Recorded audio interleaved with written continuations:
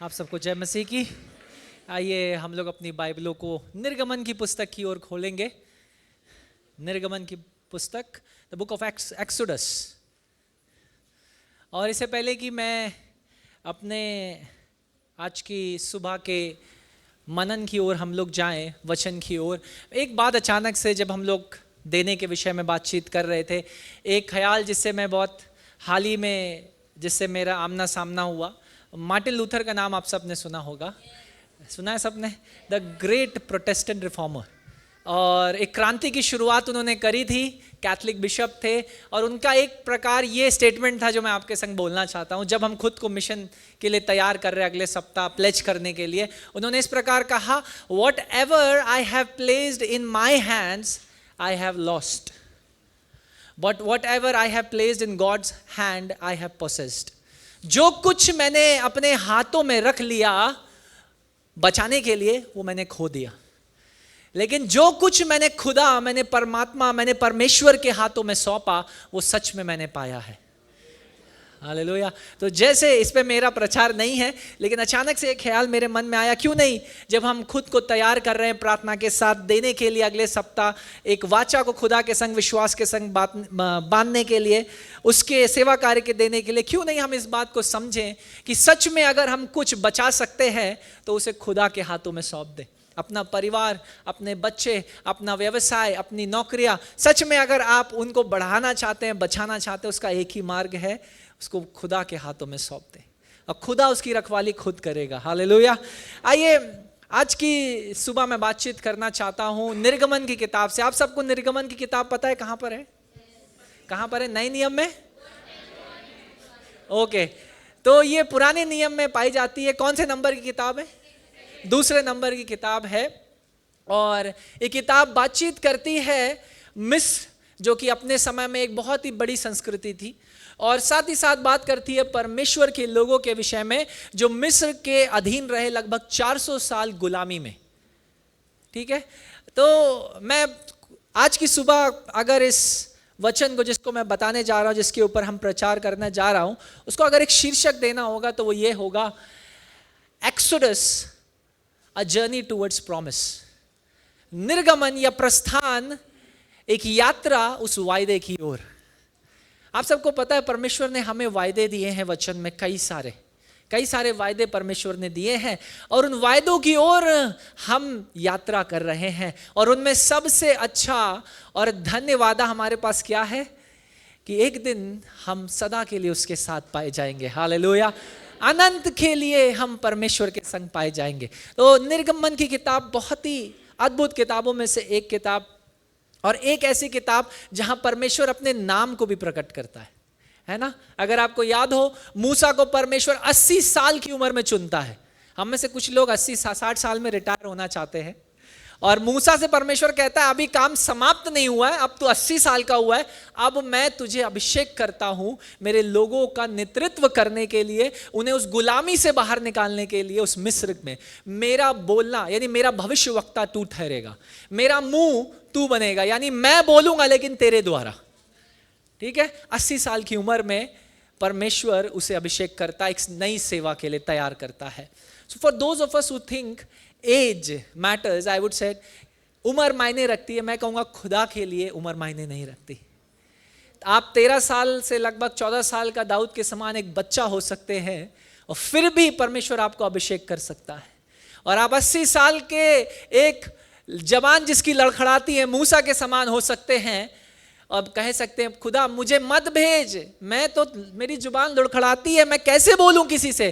खुदा कहता है तू ही जाएगा, है ना? हम में से कुछ हैं, जब खुदा हमें बुलाता है कुछ करने के लिए, हम भी मूसा की तरह कहते हैं, खुदा मैं यहां हूं, लेकिन मुझे नहीं, हारून को भेज दे, मुझे नहीं, उसे भेज दे, मैं नहीं कर पाऊंगा लेकिन वो करेगा। हो सकता है आपने कई बार ऐसा ही प्रार्थना किया हो कि खुदा मैं नहीं, लेकिन किसी और को भेज और मैं उसमें मदद कर सकता हूं। लेकिन कई बार हमारी प्रार्थनाओं का उत्तर हम खुद हैं। जब आप प्रार्थना कर रहे हैं, खुदा मुझे धीरज में, मुझे प्रेम में बढ़ा, तो क्या करेगा खुदा? ऐसे मुश्किल लोगों को आपके जीवन में लाएगा जिनसे प्रेम करना बहुत कठिन है, और वहीं तो सिखाएगा कैसे प्रेम करना है ना?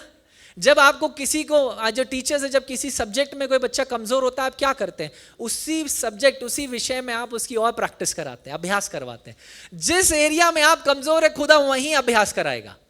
अगर आप विश्वास में कमजोर है, परमेश्वर से प्रार्थना करें, प्रभु मुझे विश्वास में बढ़ा, तो ऐसी चुनौतियों को, ऐसी विपत्तियों को, ऐसी मुश्किलों को हमारे सामने लाएगा कि आपका विश्वास सच में आपको बढ़ाना पड़ेगा। हालेलुया। आज की सुबह हम में से कितने लोग वायदों की ओर यात्रा करने के लिए तैयार है, परमेश्वर के उन वायदों को जो खुदा ने हमें दिए हैं?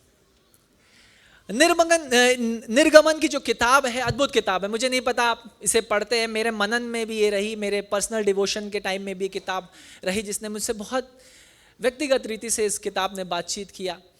और ये किताब की जो इतिहास, इसकी पृष्ठभूमि तैयार होती है उत्पत्ति की किताब से।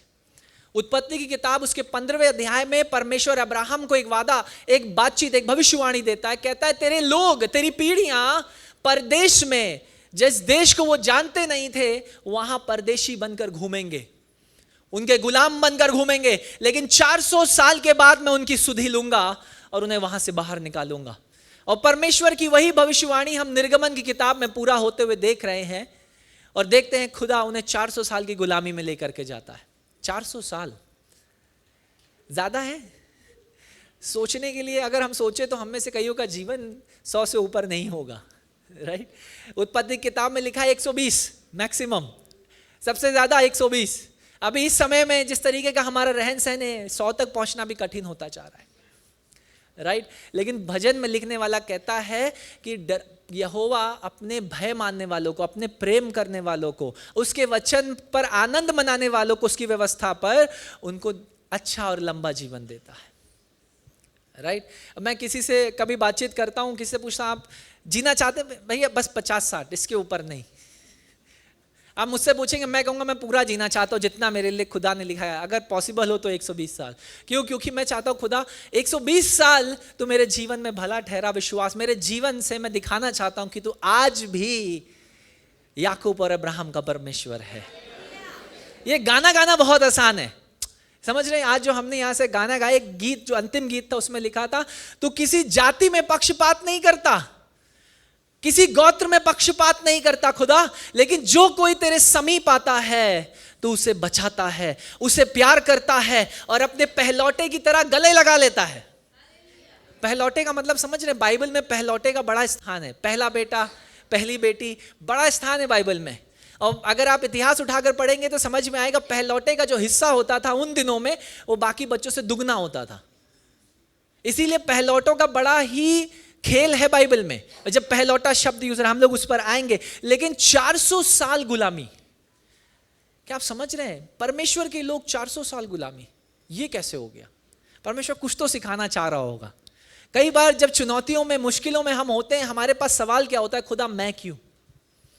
है ना? कोई बीमारी हो, कोई चुनौती हो, कोई मुश्किल हो, कोई परेशानी आ जाए, तो सवाल कई बार मन में आता है कि खुदा मैं ही क्यों? या अय्यूब की तरह हम हो सकते हैं और कह सकते हैं, मैं तो धर्मी हूं खुदा, मैं तेरा सामना करना चाहता हूं, मैंने क्या गलती की है मुझे बता। और जब सच में आमना सामना होता है तो अय्यूब 42वें अध्याय में क्या कहता है? खुदा मैंने तेरी बात बारे में सुना था, लेकिन आज मैं अपनी आंखों से देखता हूं कि मैं तेरी, तुझे समझना किसी मानव की बुद्धि के अपार है, अपार, उसे समझना अपार है। और इसलिए मैं राख में नीचे बैठकर पश्चाताप करता हूं, खुदा मुझे क्षमा कर कि मैंने तुझ पर संदेह किया, तुझसे सवाल जवाब किया। मेरे प्रियो, 400 साल की गुलामी खुदा उन्हें सिखा रहा था, अपनी भविष्यवाणी को अब्राहम के जीवन में पूरा कर रहा था कि जो तेरे लोग, तेरी पीढ़ियों को मैं गुलामी में लेकर जाऊंगा अब्राहम। क्यों? क्योंकि ये ऐसे लोग ठहरेंगे जिन्होंने मेरे आश्चर्य कर्म को देखा है, मुझे जाना है, लेकिन फिर भी मेरा तिरस्कार किया, फिर भी मेरा इनकार किया। आज की नई सदी की कलीसिया को कितना समय हो चुका है? 2000 साल के ऊपर हो चुका है ना? 2025 में तो हम जी रहे हैं, तो 2025 साल हमारी कलीसिया को इस पृथ्वी पर रहते रहते हो चुका है। क्या आज की कलीसिया और पहले की कलीसिया, सदी की कलीसिया में कुछ अंतर दिखता है आपको? मैं पूछूं आपसे, कहीं ना कहीं हम असफल हो गए हैं। और मुझे लगता है इसीलिए खुदा जो है आज भी हमें एक एक्सोडस से निकालना चाहता है, एक गुलामी से बाहर निकालना चाहता है, जिसके लिए कलीसिया हम गुलाम बन चुके हैं कई चीजों के, है ना। तो मैं बात करना चाहता हूं 400 साल की गुलामी। और उन दिनों में जो मिस्र का सिविलाइजेशन था, संस्कृति थी, अगर आप पढ़ेंगे उस विषय में, तो सबसे समृद्ध संस्कृतियों में से, उनका पानी को अपने अंदर लाना, उनका संचालन करना, उनकी मैथमेटिक्स, उनका आर्किटेक्चर, अभी भी आप जाएंगे उनके पिरामिड्स, आप उनके अगर पिरामिड्स को देखेंगे, कैसे किया इन लोगों ने, इतने भारी भारी पत्थर, उनकी जो संस्कृति थी ज्ञानी लोगों से भरी हुई थी। नक्शे बनाना, लैंग्वेज, करेंसी, पहली करेंसी, वो लोग हर चीज में अपडेटेड थे। तो ऐसी एक सिविलाइजेशन, ऐसी एक संस्कृति के बीच में परमेश्वर अपने लोगों को 400 साल गुलामी में रखता है। लेकिन अद्भुत बात बताए क्या, जब आप निर्गमन में ध्यान से पढ़ेंगे कि वो गुलामी में तो थे लेकिन फिर भी बढ़ रहे थे, गुलामी में तो थे लेकिन फिर भी समृद्ध थे, गुलामी में तो थे लेकिन फिर भी परमेश्वर उनको संभाले हुए था। मैं थोड़ा सा हट कर आपको बताना चाहता हूं, आज के दिन में समृद्धि की परिभाषा क्या है? What is the definition of prosperity? आजकल आपने सुना होगा प्रचार, कई सारे प्रचार चल रहे। मेरा एक स्टेटमेंट है जिसको मैं हमेशा बोलता हूं कि अनुग्रह के बाजार में हर तरह का सुसमाचार उपलब्ध है। फिर से रिपीट करूं, in the market of grace there are different kinds of gospel available for sale. अनुग्रह के बाजार में हर प्रकार का सुसमाचार बिक रहा है, समृद्धि का, अति अनुग्रह का, चंगाई का, हर तरह का सुसमाचार है। उसमें से एक सुसमाचार जो बड़ा प्रसिद्ध है वो है प्रॉस्पेरिटी। तुम दो और खुदा तुम्हें देगा। मैं कहता हूं अगर तुम नहीं भी दोगे तो, और खुदा ना दे तब क्या होगा? आप देते हैं, मान लीजिए खुदा ना दे, खुदा चंगा ना करे, तब क्या वो परमेश्वर नहीं है? हबक्कुक अद्भुत रीति से लिखता है, खुदा चाहे खेत खलियानों में फसल हो या ना हो, अंजीर के वृक्ष पर फल हो या ना हो, मैं फिर भी तेरे नाम को धन्य कहूंगा, तेरी स्तुति करूंगा, तेरी प्रशंसा करूंगा। आज के लिए मेरे जितने हम मसीह हैं, हमारे लिए प्रोस्पेरिटी, हमारे लिए समृद्धि की परिभाषा क्या है मैं आपको बताता हूं। हमारे लिए समृद्धि की परिभाषा वही है जो इस मिस्र देश में गुलामी में जी रहे इजरायलियों के लिए थी। वो परिभाषा ये है, जब आपके पास पैसा नहीं है, आपके पास कपड़े नहीं हैं, आपके पास कुछ भी नहीं है, लेकिन आप फिर भी बढ़ रहे हैं, यह है समृद्धि। जब कुछ भी नहीं है, ये कैसे बढ़ रहे हैं? मिस्र का राजा सोच रहा है, फिरौन सोच रहा है, भाई ये कैसे संभव है? इनको मैं एक पर्टिकुलर डाइट पे रखा है, फिर भी ये बढ़ते चले जा रहे हैं, इनके जानवर बढ़ते चले जा रहे हैं, आशीष होती चली जा रही है, कैसे हो रहा है ये? उसको ये नहीं समझ में आ रहा था कि इनका खुदा ऐसा है जो गुलामी में भी, चुनौती के बीच में भी इन्हें संभालने वाला परमेश्वर है। समस्या ये थी कि उस गुलामी के बीच भी वो अपनी पहचान भूल गए थे।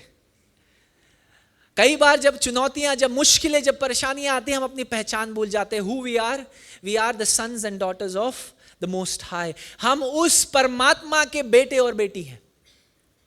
हम उस पहचान को भूल जाते हैं, वो अधिकार, वो सामर्थ, वो शक्ति जो उसके साथ मिलती है, उसको भूल जाते हैं। राइट? तो 400 साल की गुलामी, तो आपको पता है 400 साल में क्या हुआ होगा? कम से कम 4 पीढ़ियां तो आ गई होंगी। अगर 100 साल भी लोग जिए होंगे मान लीजिए उन दिनों में, तो 4 पीढ़ियां तो आ गई ना। अभी 400 साल के पहले की जो पीढ़ी थी वो समाप्त हो चुकी है। उन्होंने परमेश्वर के बारे में सुना है, देखा है, लेकिन ये 4 पीढ़ियों ने कुछ नहीं देखा। आज जो सबसे लेटेस्ट पीढ़ी होगी जो 400वें साल में जी रही है, इसने तो सिर्फ दादाओं से और परदादाओं से सिर्फ यहोवा के विषय में सुना है, लेकिन ये यहोवा है कौन? ये परमेश्वर है कौन जिसके विषय में हम सुन रहे हैं, व्यवस्था में पढ़ते, इन्होंने उसके आश्चर्य कर्म को देखा नहीं। तो इस पीढ़ी के लिए परमेश्वर कुछ अद्भुत करके दिखाना। इन 400 सालों में लोग भूल चुके थे परमेश्वर कौन है, वो क्या आज भी वैसे आश्चर्य कर्म कर सकता है, क्या आज भी वो खुदा अपने लोगों से बात करता हो सकता है आज की सुबह आपका और मेरा सवाल यही है, परमेश्वर क्या आज भी तू अपने लोगों के बीच में काम कर रहा है? क्योंकि सुबह हमने एक प्रार्थना करी सताई गई कलीसिया के लिए, बिना किसी अपराध के है, जेलों में है लगभग 100 से ज्यादा पासवान। उनका अपराध क्या है? सिर्फ इतना कि हम ये कहते हैं, हम यहां से सिर्फ इस वेदी से ये कहते हैं कि एक नाम ऐसा नाम है जिसे स्वर्ग और पृथ्वी पर सारा अधिकार दिया गया है, और उस नाम पर जो विश्वास करता है वो अनंत जीवन को पाता है। राइट। हमारा अपराध सिर्फ इतना है कि हम इस सुखद समाचार को, सुसमाचार को दुनिया को बताने की कोशिश करते हैं, वो भी कोई जोर जबरदस्ती नहीं, क्योंकि ये तो मंदिर है, जैसा पास्टर सैमी कह रहे थे, हम किसी को नहीं बुलाते, तो इसके फाटक, इसके दरवाजे हर किसी के लिए, जिस प्रकार जो गीत हमने गाया, हर जाति, हर गोत्र, कोई पक्षपात नहीं है परमेश्वर के लिए। पुराने नियम में परमेश्वर ने इजराइल को चुना, लेकिन नए नियम में परमेश्वर ने कहा मैं जाति जाति से और गोत्र गोत्र से अपने लोगों को बुलाऊंगा। हालेलुया। और उसका सबूत, उसकी गवाही आप लोग जो यहां बैठे हैं। हालेलुया। जाति जाति और गोत्र गोत्र के लोग, भाषा भाषा के लोग आज उस यीशु के नाम को अपने जीवनों में ऊंचा उठा रहे हैं। जो पाप के गुलाम थे सालों से, वो आज कह सकते खुदा तूने मेरे इस गुलामी से मेरा पलायन कराया, मेरा प्रस्थान कराया, और मुझे उस वाचे की ओर, उस वादे की ओर मुझे यात्रा कराई जो मेरे लिए इंतजार कर रहा है कि एक दिन मैं तेरे साथ युगानुयुग पाया जाऊंगा। 400 साल में पीढ़ी भूल चुकी थी ये परमेश्वर कौन है, ये परमेश्वर कौन है जिसकी हम बात करते हैं। आज भी समाज हो सकता है ये सवाल पूछ रहा है, कौन है ये परमेश्वर, है ना। जैसे इजराइल के लोग और फिरौन पूछ रहा था कौन है मूसा तेरा ये परमेश्वर, और मूसा से परमेश्वर ने कहा जब तुझसे ये पूछा जाए तो कहना मैं वही हूं जो मैं हूं, I am who I am. 4 अक्षर हैं हिब्रू भाषा में, योद हे वाह हे। ये देखिए नाम ऊपर दिख रहा है, ये है नाम, आपको स्क्रीन पे दिखाई देगा। Can we have that on? अभी यहां पर 4 अक्षर आपको हिब्रू के दिखाई देंगे, और वो 4 नाम में परमेश्वर अपने नाम को दिखाता है, योद हे वाह हे। ये है इब्रानी भाषा में परमेश्वर का नाम, योद हे वाह हे। और परमेश्वर कहता है जब मूसा से तेरा सामना हो तो कुछ मत कहना, सिर्फ इतना कहना कि मुझे यहोवा ने भेजा है और तू मेरे लोगों को मेरी आराधना करने के लिए छोड़ दे, सिर्फ इतना कहना है और कुछ नहीं। और मूसा क्या करता है, जाता। मैं चाहता हूं एक वचन का भाग हम लोग पढ़ेंगे, एक्सोडस, निर्गमन की किताब, उसका 4 अध्याय 22 से 23। 22 से 23, 4 अध्याय 22 से 23 बड़ा इंपॉर्टेंट भाग है वचन में, क्योंकि मैं आपको कुछ दिखाना चाहता हूं वहां पर।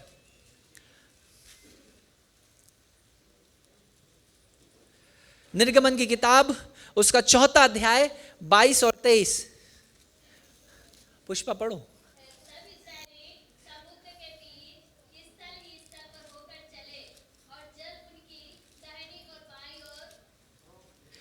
ये नहीं है पुष्पा।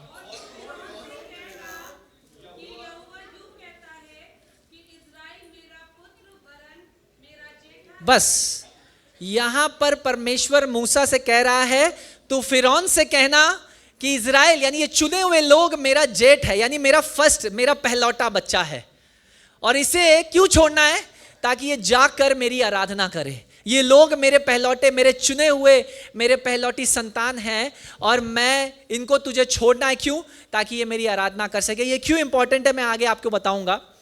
आपको पता है परमेश्वर ने आजादी दिलाने के लिए, प्रस्थान कराने के लिए क्या किया, मिस्र में क्या किया जब बाहर निकालना था अपने लोगों को। अगर आपने पढ़ा हो निर्गमन की किताब तो आपको पता होगा उसने क्या किया। 10 महामारियां आई। मैं चाहता हूं उनकी ओर आपका ध्यान खींचना जो छोटे से समय में। आधी slides ready Stephen? Let us see. पहली महामारी क्या थी? ये जो लड़ाई थी ना, ये सिर्फ फिरौन की लड़ाई नहीं थी, फिरौन और मूसा की।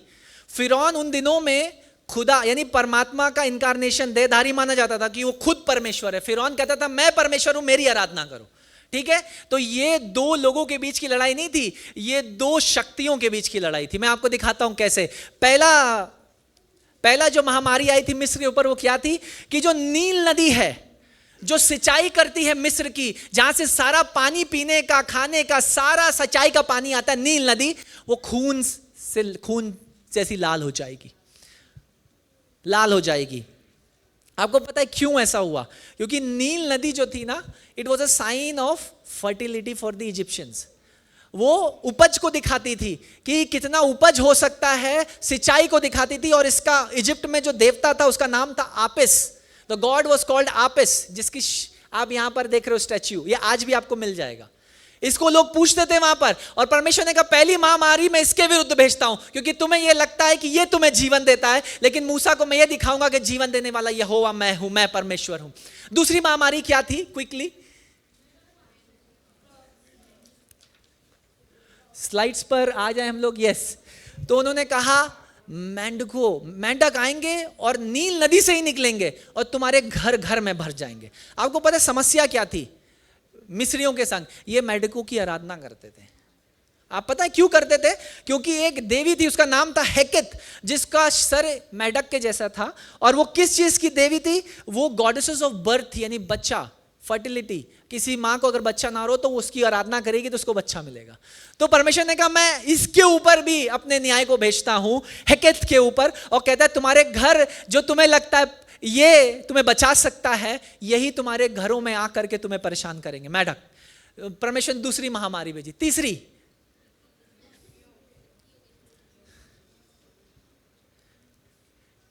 तीसरी जो थी टिड्डियां भेजी। ये किस देवता के ऊपर वो बोल रहा है? किस शक्ति के विरुद्ध बोल रहा है यहोवा? Seth, the god of desert, रेगिस्तान का देवता मिस्र की संस्कृति में। तो परमेश्वर कह रहा है मैं तुम्हें दिखाता हूं कि आज उस हवा पर भी, उस रेगिस्तान पर भी मेरा कब्जा है, और कहता है मैं वहीं से महामारी को भेजूंगा। ठीक है, तीसरी। और इसके बाद चौथी देखते हैं क्या हुआ? मक्खियों की महामारी। देखिए, हर के पीछे लड़ाई किसी शक्तियों के पीछे, इंसान के बीच नहीं है। द प्लेग ऑफ फ्लाइज, यानी मक्खियों की महामारी। एक और देवी थी जिसका नाम था एट्टित, और ये थी देवी मक्खियों की। ठीक है, और इसके विरुद्ध परमेश्वर एक महामारी को भेज रहा है उसी देवी के बीच में से। ठीक है, आगे बढ़ते हैं। जो पशु थे वो मर जाएंगे, कोई नहीं बचेगा पशुओं में। उसमें कौन था? उनका देवता पशुओं का Hathor, the god of livestock, cattles का, पशुओं का देवता। और परमेश्वर कहता है अगर उसमें सामर्थ्य तो बचा ले। ठीक है, क्या हुआ आप सबको पता है, निर्गमन की पुस्तक में कुछ नहीं बचा, सब नेस्तनाबूद कर दिया परमेश्वर ने। उसके बाद क्या हुआ? फोड़े, इंसान और जानवर सबके शरीर में फोड़े। इसका उनके लिए चंगाई देने वाला एक और शक्ति थी, उसका नाम था सेकेमित। ये जो गॉड था इसका काम था लोगों को चंगा करना। तो परमेश्वर ने कहा आज मैं देखता हूं तुम्हें कौन चंगा कर सकता है। परमेश्वर हर महामारी में दिखा रहा है कि वो कौन है। उसके बाद ओले गिर रहे हैं। There is another goddess called the goddesses Nut, the goddesses of sky, यानी भूमंडल की, वायु की, वातावरण की एक देवी थी, उसका नाम था नट। और कहता है कि मैं तुम्हें वही, प्रार्थना करके देखो, मैं वहीं से भेजूंगा हेल्स को, यानी ओले को तुम्हारे ऊपर गिराऊंगा। ठीक है, उसके बाद टिड्डियों के लिए भी एक और देवता था, ओसाइरस। ये रहा। परमेश्वर हर प्लेग में, हर महामारी में कुछ कर रहा था, उन्हें सिखाना चाह रहा था। और उसके बाद नवा महामारी, ये फिरौन के विरुद्ध था, क्योंकि रा उनका एक गॉड है मिस्र में जो कि सन गॉड है, ज्योति का परमेश्वर। और परमेश्वर ने कहा अब तुम्हारे पास सूरज नहीं चमकेगा, तुम अंधकार में जो देखते हैं फिरौन तुम्हें ज्योति में ला सकता है कि नहीं। ठीक है, और 10वां जिस पर मैं आज मनन करना चाहता हूं, the plague of the first born. इसके लिए भी एक लेडी है वहां पर, ये भी एक गॉड है, और इसका काम है बच्चों को प्रोटेक्ट करना। आइसिस, इसका काम है इस देवी का कि बच्चों को बचाना, और मिस्र के लोग इससे प्रार्थना करते थे अपने बच्चों के लिए। और परमेश्वर ने 10वीं महामारी भेजी और कहा तुम्हारा पहलौटा मर जाएगा। अब पहलौटा आपको समझ में आया, हमने 4 अध्याय में पढ़ा, और परमेश्वर मूसा से कह रहा है मेरे पहलौटे को जाने दे, इजराइल जो मेरा पहलौटा है उसको जाने दे। और 10वीं महामारी में क्या हो रहा है? अगर नहीं जाने दिया तूने 9 के बाद भी, अब तेरा पहलौटा को मैं लेता हूं अपने हाथ में। तो मैं बात करना चाहता हूं ये जो फंसा के, क्योंकि अभी हम लोग आने वाले रिजरेक्शन और गुड फ्राइडे की ओर, अभी एक सीजन हम लोग जो कई हमारे साथ के जो मसीह भाई बहन एक लेंट सीजन से होकर के गुजरे, जिसका मैं बाइबल में तो कहीं वर्णन नहीं पाता हूं, लेकिन मैं ये कहता हूं अगर आपको लेंट मनाना, हर दिन लेंट मनाइए। फिर अगर हर दिन आप उपवास प्रार्थना करिए, एक ऐसा जीवन बिताइए जो सच में मसीह को प्रकट कर सके। साल में 40 दिन मसीह और बाकी दिन गैर मसीह बनकर जीने का कोई फायदा नहीं। मेरी बात को समझ रहे हैं? मैं लेंट के विरुद्ध नहीं हूं, मैं ये कह रहा हूं कि हम लोग दिखावटी ना करें किसी चीज को। 10वीं महामारी बात करती है परमेश्वर कहता है जब 9 के बाद भी तुमने मुझे जाने नहीं दिया, मैंने ये दिखा दिया कि मैं सारे देवी और देवताओं के ऊपर परमेश्वर हूं, मैं हूं, मैं यहोवा हूं, अभी भी नहीं जाने दे रहे हो, ठीक है, तो मैं क्या करता हूं, मिस्र के ऊपर मैं अपने मौत के फरिश्ते को भेजूंगा। क्या करूंगा? मौत के फरिश्ते को भेजूंगा, और वो मौत का फरिश्ता जो है वो आएगा और हर डोर, हर दरवाजे के, हर घर के फाटक में से होकर निकलेगा। ये मायने नहीं रखता अंदर मिस्र का व्यक्ति हो या अंदर इजरायली हो, ये कोई मायने नहीं रखता था परमेश्वर के लिए। क्योंकि बाकी 9 महामारियों में कैसे इजराइल के लोग बच गए? सिर्फ इसलिए क्योंकि वो परमेश्वर के चुने हुए लोग थे। They had the privilege to be called the children of God, इसलिए बच गए। लेकिन इस एक महामारी में इसलिए उनका बचना जरूरी था क्योंकि विश्वास जरूरी था। समझ रहे मेरी? कई सारी आशीषें आपको और मुझे इसलिए मिल जाती हैं क्योंकि मैं और आप सिर्फ उसकी संतान है, लेकिन एक बहुत बड़ी आशीष है जिसके लिए दाम चुकाया गया है और जिसके लिए विश्वास हमें करना पड़ेगा। तो हुआ क्या?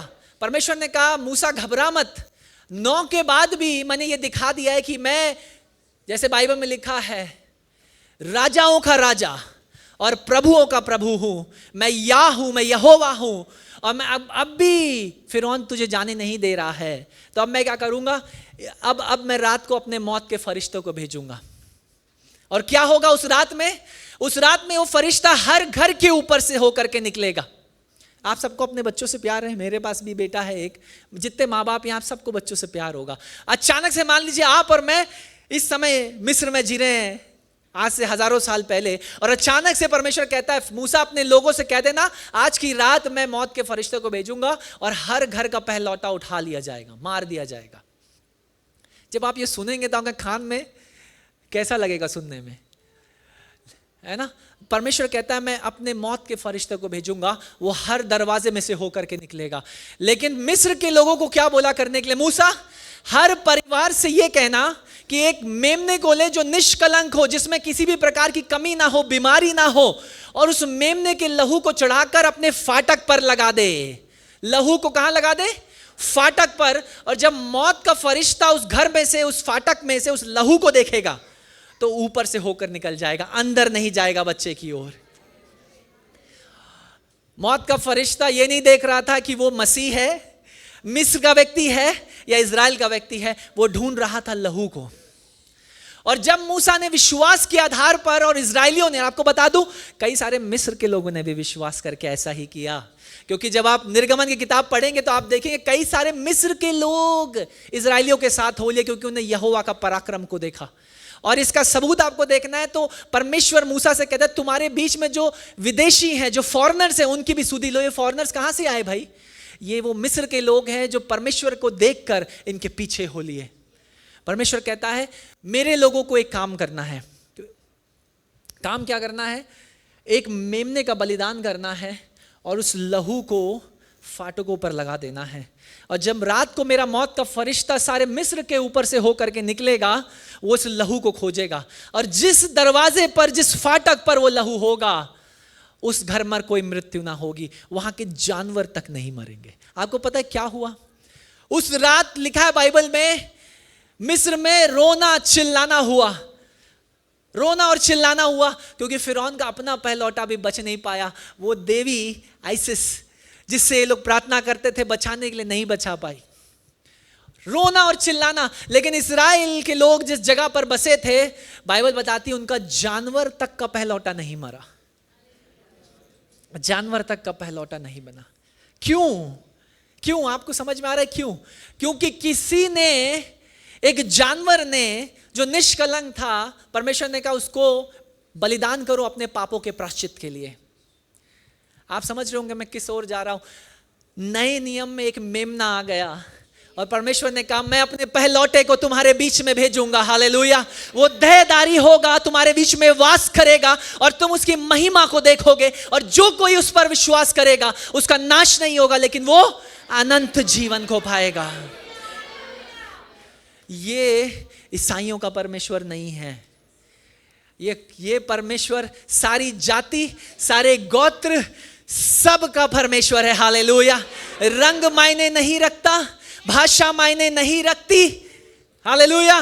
गोत्र मायने नहीं रखता, जाति मायने नहीं रखती, आपका सामाजिक स्तर भी मायने नहीं रखता। जो हमने गाया वही सच्चाई है। जाति जाति और गोत्र गोत्र से वो सबको अपनी ओर खींचता है। हम लोग रिजरेक्शन संडे की ओर यात्रा कर रहे हैं, राइट। पुनरुत्थान रविवार और उससे पहले गुड फ्राइडे। हमें समझना है क्या हो रहा है। ये स्टोरी, ये पृष्ठभूमि एक्सोडस में तैयार कर दी गई है, उत्पत्ति की किताब में, कि परमेश्वर ने कहा इस मेमने की तो जरूरत पड़ेगी, लेकिन कब तक जानवर, कब तक जानवर। अब तो मुझे खुद अपने मेमने को, अपने पहलौटे को भेजना होगा, ताकि वो मेरे मानव जाति के लिए बलिदान हो जाए, ताकि जो कोई उस पर विश्वास करे उसका नाश ना हो, वो अनंत जीवन को पाले। हालेलुया। क्या आप सब अनंत जीवन की आशा को रखें? मैं तो इसी के लिए जी रहा हूं। मेरे पास एक ही उद्देश्य है, प्रभु कुछ और मिले ना मिले, मसीह मिल जाए। किसी ने इस प्रकार कहा, दुनिया पाया तो क्या पाया, मसीह पाया तो सब पा लिया। हालेलुया। यीशु मसीह कहता है, एक मनुष्य के लिए सारा जगत का संपत्ति, सोना, बहुमूल्य पत्थर पाले, लेकिन अपनी आत्मा, अपना प्राण खो दे तो क्या फायदा, राइट।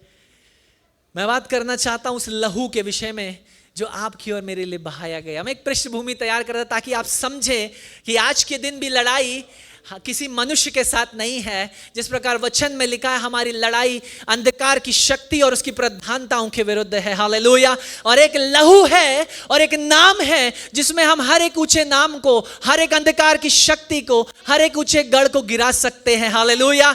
और वो लहू है यीशु मसीह का। हालेलुया। क्या है ये लहू?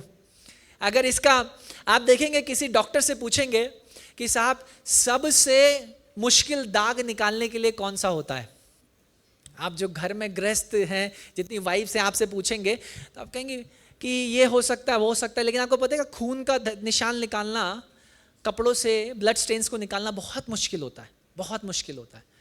लेकिन इसका उल्टा देखिए, ये स्टेन नहीं कर रहा, दाग नहीं लगा रहा मसीह का लहू, लेकिन साफ कर रहा है। हालेलुया। साफ कर देता है। So I want to talk to you about the blood. मैं इस निर्गमन के विषय में, जिसके लिए जो आजादी, जो प्रस्थान हमें मसीह के लहू से मिला है, इस विषय में बात करना चाहता हूं। ये लहू क्या करता है? What does this blood do? प्रायश्चित।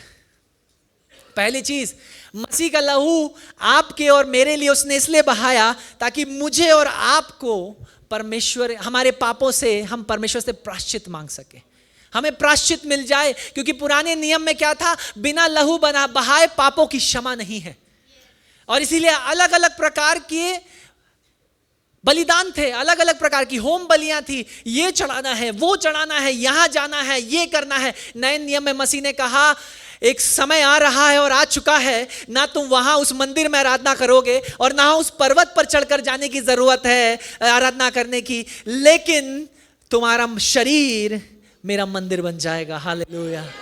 तो आज की सुबह आपको कहीं जाने की आवश्यकता नहीं, आपके घर आपके तंबू बन जाएंगे। हालेलुया। जहां जीवित परमेश्वर का आत्मा खुद उतरकर आपका आमना सामना करेगा। ये मैं इसलिए भी कह रहा हूं, कई बार हमारे ध्यान भटक जाते हैं। क्यों? क्योंकि संसार में यही चल रहा है। मैं आज से 2000 किलोमीटर दूर जाकर प्रार्थना कराऊंगा, पैसे देकर प्रार्थना कराऊंगा तो मैं चंगा हो जाऊंगा। मैं आपको बता दूं, जो पैसे मांग रहा है वो चंगाई बेच रहा है। और आप मुझे बाइबल से दिखाइए कहां लिखा है कि यीशु मसीह ने कहा कि तू मुझे पैसा दे और मैं तुझे चंगा करूंगा। लिखा है, तू विश्वास कर और जैसा तेरा विश्वास है वैसा तेरे लिए हो जाएगा। 12 साल से लहू बहने वाली बीमारी जिस स्त्री को थी, बाइबल में लिखा उसने सारा पैसा खर्च कर दिया, समाज ने उसका बहिष्कार कर दिया, हुक्का पानी समाज में बंद हो गया, उसका समाज निकाला कर दिया। और अचानक से प्रभु यीशु मसीह के छोर को छुआ और मैं चंगी हो जाऊंगी। हालेलुया। मेरे प्रियो, ये लहू मेरे और आपके पापों के प्रायश्चित के लिए बहाया गया है। ये वही लहू है जिसको आज भी परमेश्वर पिता हमारे जीवनों पर ढूंढता है। क्या आपको लगता है आज परमेश्वर न्याय का परमेश्वर नहीं है? आई एम टेलिंग यू, वो आज भी न्याय, जजमेंट करने वाला परमेश्वर है। लेकिन आज के दिन वो आपको और मुझे कैसे देख रहा है पता है आपको? कैसे देख रहा है? जब परमेश्वर पिता आपसे कोई गलती होती है तो आपका न्याय तुरंत क्यों नहीं होता? आपने कभी सवाल पूछा? पुराने नियम में क्या था? गलती करते थे तुरंत परमेश्वर का न्याय उतरता था, तुरंत मृत्यु हो जाती थी। आप देखिए, उठाकर इतिहास पढ़िए कलीसिया का। अभी क्यों नहीं हो रहा? अभी आप और मैं गलती नहीं करते क्या? लेकिन अब आपके जीवनों पर किसका लहू लगा है? मेमने का लहू, उस यीशु मसीह का लहू। इसलिए परमेश्वर पिता जब आपको देखता है तो देखता है कि मेरे पुत्र ने इनके पापों के प्रायश्चित के लिए पहले से ही लहू बहा दिया गया है, और वो लहू जिसका दाम आप और मैं पैसे में कभी चुका ही नहीं सकते। राइट? आपको मुझे लगे उद्धार या मोक्ष बिकाऊ है, ये तो संभव ही नहीं है, वरना इसके लिए भी रिजर्वेशन के टिकट हो जाते। राइट? इसको भी मोनोपोली क्रिएट एक ही व्यक्ति संचालित कर रहा होता अगर इसमें कि इतना दोगे, क्योंकि अभी हमारा जो वातावरण है यही तो है, ये करो तो मोक्ष मिलेगा, ये करो तो ये मिलेगा। लेकिन परमेश्वर क्या कहता है? कुछ मत करो, सिर्फ विश्वास कर। हालेलुया। कुछ मत कर, कहीं मत जा, लेकिन इस वचन के आधार पर विश्वास कर, उसके आधार अपना जीवन बना ले, वो मोक्ष, वो उद्धार तेरे लिए संभव हो जाएगा। मेरे प्रियो, ये लहू प्रायश्चित के लिए बहाया गया। प्रभु ने कहा अब किसी मेमने की जरूरत नहीं, किसी जानवर की नहीं, लेकिन मैं खुद एक ऐसे को भेजूंगा जो मेरा पहलौटा है, ताकि वो जाकर तुम्हारे बीच में देहधारी हो जाए, तुम उसके जीवन को देख पाओ और उस जीवन के अनुसार जी पाओ, ताकि ये समझ में आए कि जिन परीक्षाओं से मैं और आप होकर के निकलते हैं, यीशु मसीह भी उन्हीं परीक्षाओं से होकर के निकला। जिन दुखों और पीड़ाओं से आप और मैं होकर के निकलते हैं, वो भी होकर के निकला, लेकिन उसने फिर भी चुना कि वो विश्वास योग्य बना रहेगा। गत्समनी के बगीचे में उसकी प्रार्थना यह थी कि खुदा पिता, अगर संभव है तो यह प्याला मुझसे दूर कर दे। आप समझ पा रहे हैं? बाइबल बताती है और इतिहास बताता है कलीसिया का, वो इतना तनाव में आ चुका था कि उसके स्वेट से खून निकल रहा था, खून का पसीना निकल रहा था, इतना तनाव था उसके ऊपर। और साइंटिफिकली ये प्रूवन है कि जब बॉडी एक ऐसे तनाव में, एक ऐसे स्ट्रेस में पहुंच जाती है, जब उसके बॉडी के जो पोर्स हैं, जो छेद हैं, उनसे खून निकलना शुरू करता है पसीने की जगह। और यीशु मसीह गत्सिमनी के बगीचे में बैठा क्या देख रहा था? वो आपको और मुझे देख रहा था। हालेलुया। उसने कहा, पिता अगर संभव है तो ये कटोरा हटा ले, लेकिन मैं ये कहता हूं नहीं, क्योंकि तेरी न मेरी नहीं, तेरी मर्जी पूरी हो जाए। खुदा, मैं आज्ञाकारी रहूंगा। जब वो उस क्रूस पर खड़ा था, लोग उसका ठट्टा उड़ा रहे थे, मजाक उड़ा रहे थे, और हो सकता है लोग आपका भी मजाक उड़ाते हो। आपके कार्यस्थल में, आपके बिजनेस में, आपके पड़ोस में, समाज में लोग हमारा ठट्टा उड़ाते, लेकिन हम घबराते नहीं। पता है क्यों? क्योंकि यीशु मसीह का भी ठट्टा उड़ाया गया और उससे कहा गया, अगर तू परमेश्वर का पुत्र है तो क्यों नहीं नीचे उतर आता? क्या वो नीचे नहीं उतर सकता था? उतर सकता था, लेकिन उस क्रूस से वहां लटके हुए भी उसने आपको और मुझे देखा और कहा, मैं नहीं उतरूंगा, नहीं उतरूंगा। इस लहू को मेरे लोगों के लिए, प्रायश्चित के लिए बहाना है। अगर मैं उतर गया, क्योंकि उसकी एक कहने पर सैकड़ों स्वर्गदूत स्वर्ग से नीचे उतर कर तलवार लिए तैयार थे। आपको पता है, there is a book called other side of the cross. क्रूस की दूसरी ओर पता है क्या हो रहा था? स्वर्गदूतों की जो बड़े बड़े दल थे वो इंतजार कर रहे थे, खुदा हमें आदेश दे, ये तो तेरा पुत्र है जिसको तू मारने जा रहे, इंसान मारने जा रहे, हमें आदेश दे, अभी हम इन सब का नाश कर देंगे। आपको उदाहरण देखना है, आप जाइए पुराने नियम में देखिए, एक स्वर्गदूत ने एक दिन में, एक रात में 1,80,000 गैर यहूदियों को मार गिराया। एक स्वर्गदूत ने। अब आप सोचिए, सैकड़ों स्वर्गदूत इंतजार कर रहे हैं, यीशु मसीह आज्ञा दे, हम नीचे उतर आएंगे। यीशु मसीह ने कहा, नहीं, हे खुदा इन्हें माफ कर, क्योंकि ये नहीं जानते ये क्या कर रहे हैं। मेरे प्रिय, उस प्रायश्चित के लिए तो उसने वो दुख उठाया, पापों की क्षमा के लिए। ये लहू से हमारा प्रायश्चित हमें मिला, जो किसी से नहीं मिल सकता था। वो पाप का जहर जो हमारे खून में था, वो पाप जो हमें खुदा से अलग किए हुए था, वो पाप जो हमें खुदा की दया की नजरों से अलग किए हुआ था, परमेश्वर ने कहा, मेरा पहलौटा मारा जाएगा, वो मेमना बलि चढ़ेगा, ताकि उसके द्वारा मानव जाति का उद्धार, उसका मोक्ष संभव हो जाए। ये लहू हमारे प्रायश्चित के लिए बहाया गया। ये लहू हमारे जस्टिफिकेशन, हमारे दोष, जो हम पर दोष लगे थे, उनके लिए हमें आजाद करने। एक कटघरे का सीन है यहां पर, कटघरे का सीन। एक तरफ से शैतान खड़ा होकर हम पर आदेश, हम पर राज्य कर रहा था हमारे जीवनों के ऊपर। ये तो पापी हैं, जैसे ये बच्चे थे, इनके जीवन बताएं कैसे थे, कहते थे पास्टर हर रात हमारे कानों में ये आवाज आती थी, अब हमारा कुछ नहीं हो सकता, अब हमारा कुछ नहीं हो सकता। लेकिन अब हमें ये आवाज आती है कि मसीह हमसे प्यार करता है।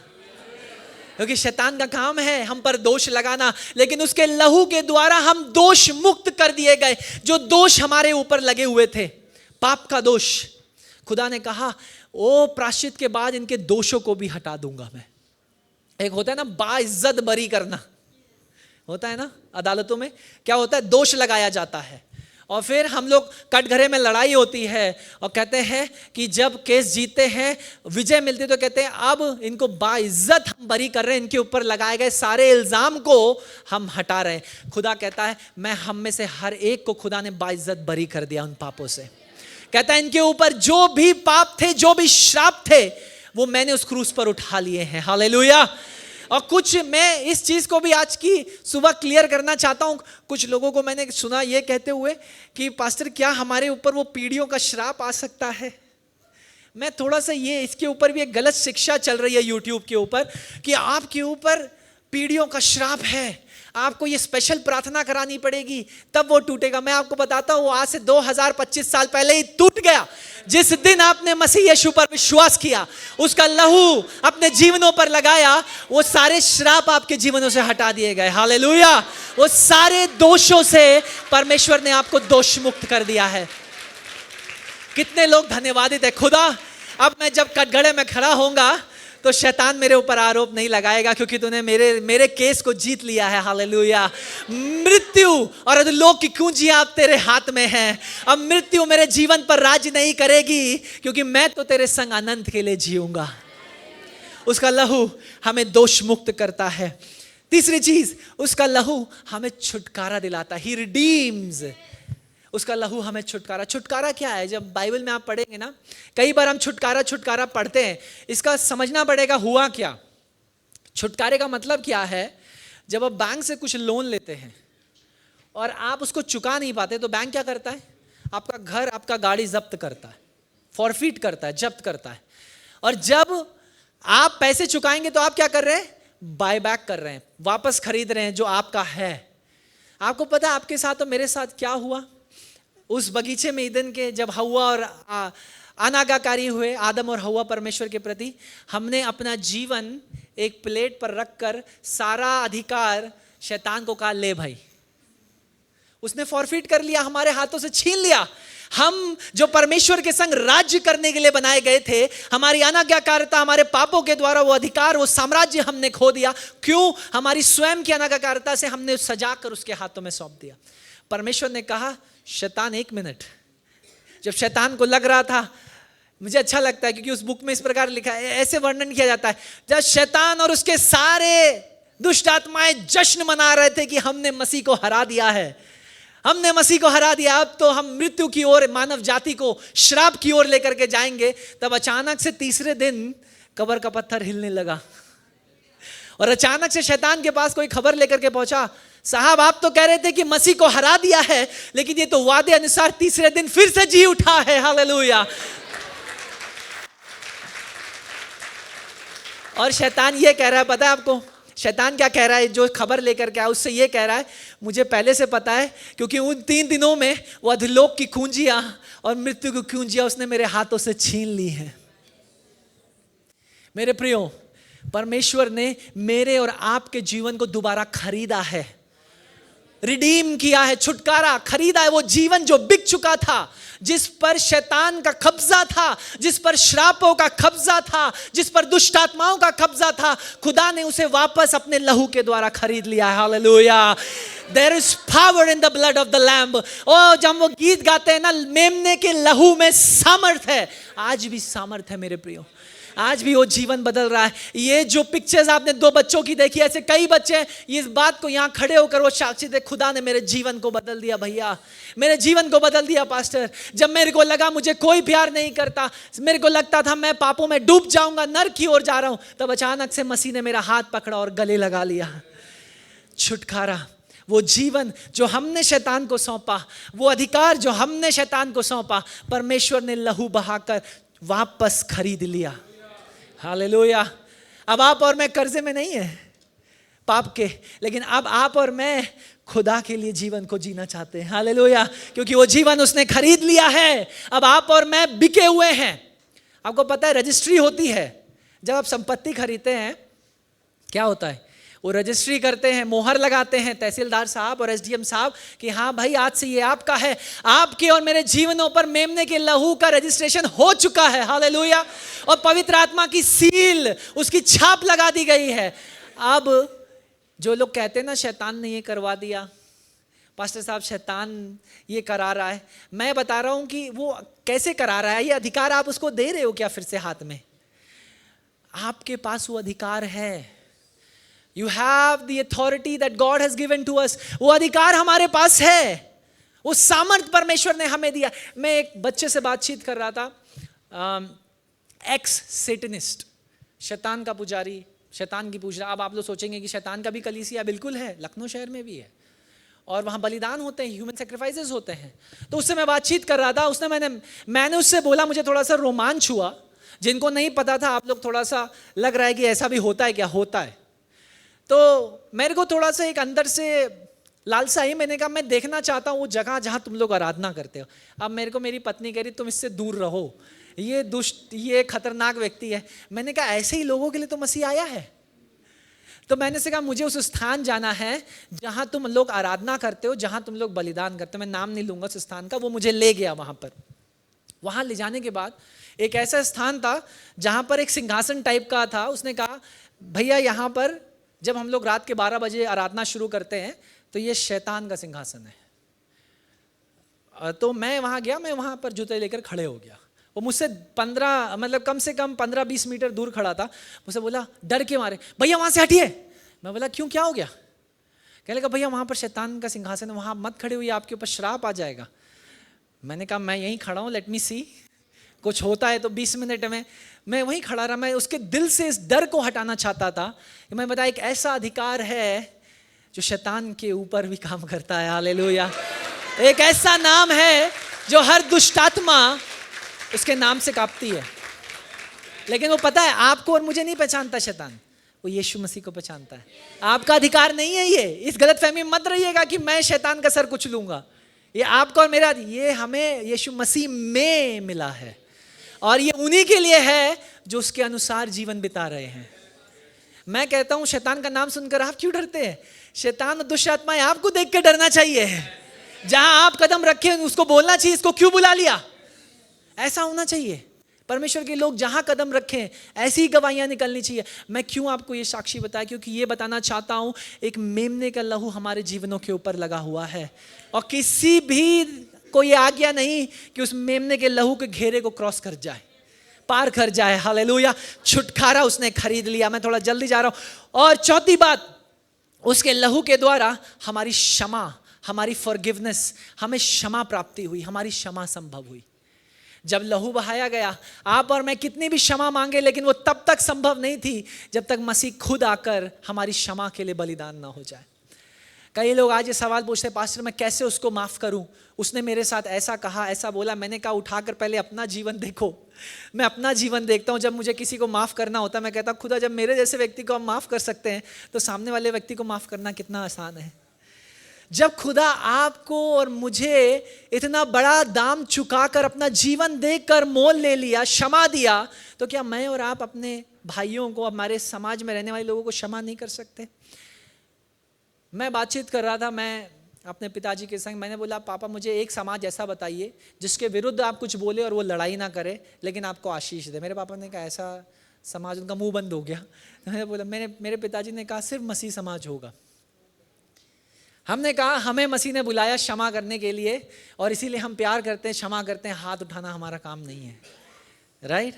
तो मैं क्या कहना चाह रहा हूं, कई बार हम परमेश्वर की क्षमा को तो ग्रहण कर लेते हैं, उस लहू की क्षमा जो हमें प्राप्त हुई, लेकिन उसको देने में बड़ी मुश्किल होती है। मैं कैसे करूं? मुझसे नहीं होगा पास्टर। अच्छा ठीक है मैंने कर दिया लेकिन मैं बातचीत नहीं करूंगा, मैं संग फेलोशिप नहीं कर। What is all this? हमें इन एक्सोडस की ओर प्रभु बाहर निकालना चाहता है, हमें समझ रहे हैं? हमें इन सारी चीज़ों से, इन बंधनों से प्रभु आज की सुबह आज़ाद करना चाहता है। बाहर निकलिए, क्योंकि उसका लहू एक ऐसा लहू है जिसको मोल देकर उसने अपने पुत्र को मोल देकर दिया है। इस लहू को वेस्ट मत करिए, इसमें सामर्थ है। अद्भुत सामर्थ जो आज भी जिंदा है और आज भी काम करता है। पता है आपको, वरिष्ठ पासवान एक अद्भुत कहानी का वर्णन कर रहे थे, मैं उनके संग बैठा था। चेन्नई की, अगर आपको याद हो, यहाँ पर शायद उन्होंने बताया है, एक भाई ने दूसरे भाई के विरुद्ध दुष्ट आत्मा एक सबसे बड़े तांत्रिक को भेजा था। और जो सबसे बड़ा तांत्रिक ने जब सबसे बड़ी दुष्ट आत्मा को भेजा, तो दुष्ट आत्मा तांत्रिक के पास आकर के बोली कि भैया उस घर में मैं नहीं जा सकती। बोले क्यों? बोले उस घर के विरुद्ध चारों ओर एक लहू का घेरा लगा है, बाड़ा लगा है, जिसके विरुद्ध जाने की मुझे अनुमति नहीं है। बोला किसका लहू? बोले आज से 2025 साल पहले बहाए गए यीशु मसीह का लहू। उस घर में आराधना होती है, मैंने को आज जाने की अनुमति नहीं है। उस घर में प्रार्थना होता है, मुझे जाने की अनुमति नहीं है। उस घर में खुद मसीह उस घर का राजा और स्वामी है। हालेलुया। मसीह उस परिवार का राजा और स्वामी है। मेरे प्रियो, जिस परिवार का राजा मसीह है, जिस घर में सच्चे मन से उसका नाम लिया जाता है, उसके वचन को, जिंदा कलाम को पढ़ा जाता है, वहां शैतान और उसकी किसी शक्ति को कोई आदेश नहीं है। आपको विश्वास है, करके देखिए। आप मसीह के अधिकार में करेंगे, वैसा जीवन बिताएंगे, आप करके देखेंगे। वो क्षमा, वो मुझे और मसीह के लहू के द्वारा आपको और मुझे प्राप्त हुआ। पांचवी और अंतिम बात, वो कहता है उसके लहू के द्वारा हमारे और परमेश्वर के बीच शांति को स्टैब्लिश किया गया, शांतिकरण। क्योंकि खुदा का क्या न्याय बताता है, उस स्वर्गीय परमेश्वर का क्या राज्य है, क्या न्याय है। जिसने पाप किया है उसको मरना है, उसको दंड मिलेगा। और आज भी वही परमेश्वर दंड करने के लिए सिंहासन पर विराजमान है।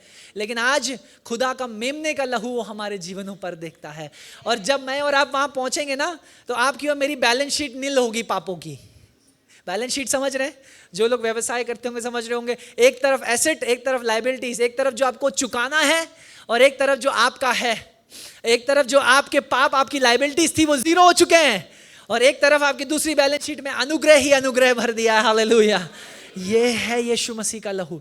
उसने खुदा परमेश्वर और मेरे और आपके बीच में शांति को स्टैब्लिश किया, शांति को।